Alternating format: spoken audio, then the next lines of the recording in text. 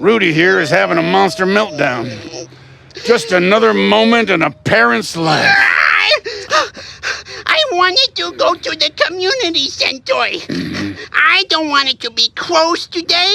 I want to go inside, and I want to do art inside. This happens when little monsters are still learning to handle big feelings. First thing I do is make sure Rudy is safe and can't hurt himself. Okay, all right. He's safe. Now I'll give him some time for his body to calm down before I try to help him name his feelings.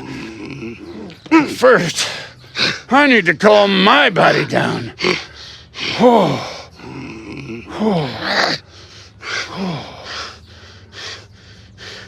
Sometimes us parents just gotta wait it out. Now that his body's a little calmer. Video Monster Meltdown with Fedri and Rudy menunjukkan situasi seorang kanak-kanak yang mengalami tantrum kerana tidak dapat mengawal emosinya. Di dalam video tersebut, kanak-kanak menangis, menjerit, berasa marah dan sukar ditenangkan apabila berhadapan dengan situasi yang mengecewakannya. Tantrum merupakan salah satu tingkah laku yang biasa berlaku di dalam kalangan kanak-kanak kecil, khususnya ketika mereka masih belum mempunyai kemahiran mengawal emosi serta belum mampu meluahkan perasaan menggunakan perkataan. Oleh sebab itu, video ini sangat sesuai digunakan untuk memahami bagaimana perkembangan efektif dan sosial emosi berlaku dalam kalangan kanak-kanak berumur antara 0 hingga 6 tahun. Analisis ini menggunakan teori perkembangan psikososial Erik Erikson.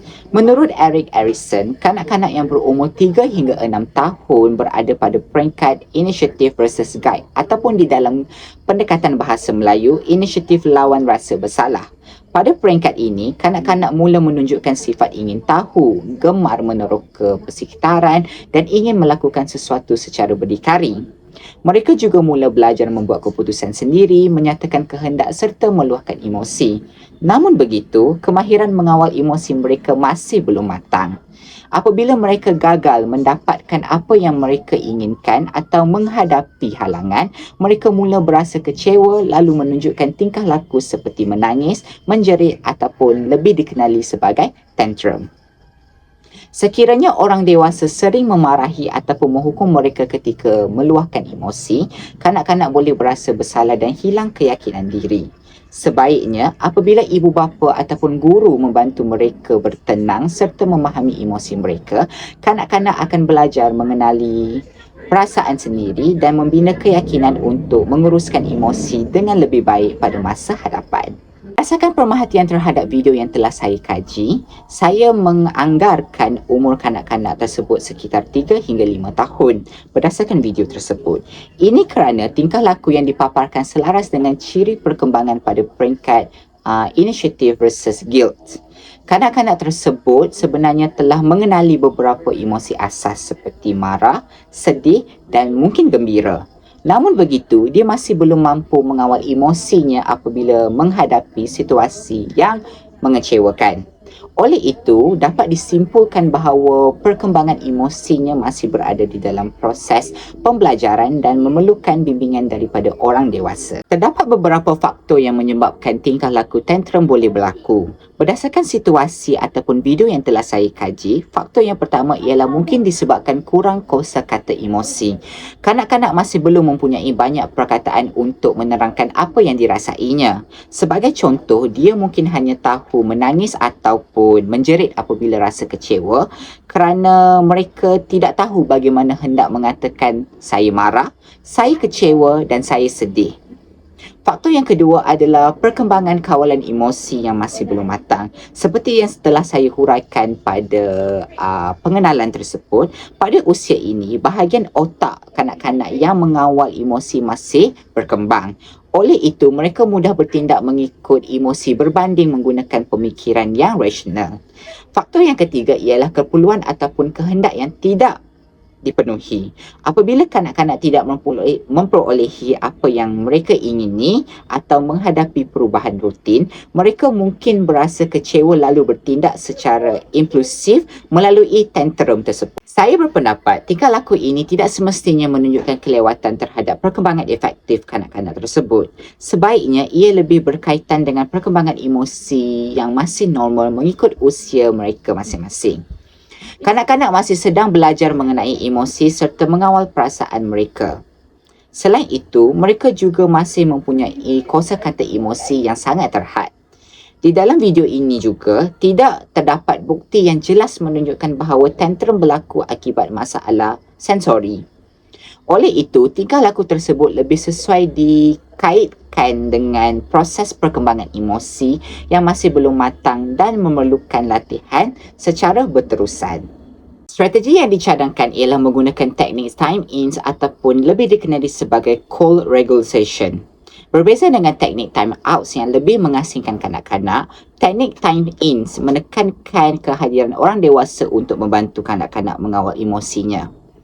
Langkah pertama di dalam teknik ini ialah orang dewasa perlu kekal tenang dan bercakap menggunakan nada suara yang lembut. Seterusnya sentiasa berada di sisi kanak-kanak supaya mereka berasa selamat serta akui emosi yang sedang dirasai seperti berkata, sebagai contoh, cikgu tahu awak sedang marah. Selepas itu, bimbing kanak-kanak menarik nafas perlahan-lahan sehingga mereka kembali tenang. Akhir sekali, apabila emosi sudah stabil, barulah berbincang tentang apa yang berlaku dan cara yang lebih sesuai untuk meluahkan perasaan. Teknik ini membantu kanak-kanak belajar mengawal emosi secara positif, memberi rasa selamat dan dapat mengurangkan kekerapan tantrum pada masa hadapan. Selain introversi segera, saya juga mencadangkan penggunaan emotion card. Melalui aktiviti ini, kanak-kanak diminta memilih kad yang menunjukkan emosi yang sedang dirasai seperti marah, sedih, gembira ataupun takut. Selepas pemilihan kad, mereka perlu menamakan emosi tersebut dan menceritakan sebab mereka berasa begitu. Kemudian, guru ataupun ibu bapa akan membimbing mereka memilih cara yang sesuai untuk menenangkan diri mengikut emosi mereka masing-masing serta situasi yang bersesuaian. Contohnya menarik nafas dalam, mengira 1 hingga 5, duduk di calm corner ataupun memeluk patung serta bantal. Aktiviti ini bukan sahaja membantu menambahkan kosakata emosi, malahan mengajar kanak-kanak cara mengurus emosi secara sihat dan terkawal. Perkembangan efektif kanak-kanak memerlukan kerjasama di antara semua pihak iaitu ibu bapa, guru dan juga komuniti. Di rumah, ibu bapa boleh menjalankan aktiviti emotional check-in selama kira-kira 10 minit pada setiap hari. Mereka boleh menggunakan kad emosi ataupun meminta anak memilih emosi yang dirasai, berbincang tentang punca dan membantu anak mereka untuk memilih cara mengawal emosi tersebut. Di sekolah pula, guru boleh menyediakan calm corner sebagai ruang untuk kanak-kanak tersebut menenangkan diri. Selain itu, guru juga boleh menjalankan aktiviti social emotional learnings SEL ataupun permainan berkumpulan seperti role play, berkongsi dan juga aktiviti yang melibatkan kerjasama dan berpasukan. Sekolah juga boleh menganjurkan program keibubapaan ataupun ceramah bersama kaunselor bagi meningkatkan pengetahuan ibu bapa tentang perkembangan emosi kanak-kanak. Melalui sokongan secara konsisten daripada semua pihak, kanak-kanak dapat meningkatkan kosakata emosi, mengurangkan tantrum, memperkukuhkan kemahiran sosial dan mewujudkan hubungan yang lebih rapat dengan ibu bapa serta guru. Sebagai kesimpulan untuk perbentangan dan juga perkongsian saya pada hari ini, perkembangan efektif merupakan aspek yang sangat penting di dalam perkembangan awal kanak-kanak. Video Monster Meltdown with Fedri and Rudy menunjukkan bahawa tantrum bukan semata-mata tingkah laku negatif, tetapi merupakan sebahagian daripada proses pembelajaran emosi terhadap kanak-kanak tersebut. Kanak-kanak memerlukan bimbingan, kesabaran dan sokongan daripada orang dewasa untuk belajar mengenali, memahami dan mengawal emosi mereka. Kerjasama antara ibu bapa dan guru serta komuniti sangat penting bagi memastikan perkembangan emosi dan sosial kanak-kanak berkembang secara positif serta berterusan. Bagi pendekatan yang sesuai seperti time in, emotion card, emotion check-in dan menyediakan persekitaran yang menyeronokkan, kanak-kanak akan lebih yakin mengurus emosi serta membina hubungan sosial yang sihat pada masa hadapan. Sekian sahaja perbincangan saya pada hari ini. Sekian, terima kasih.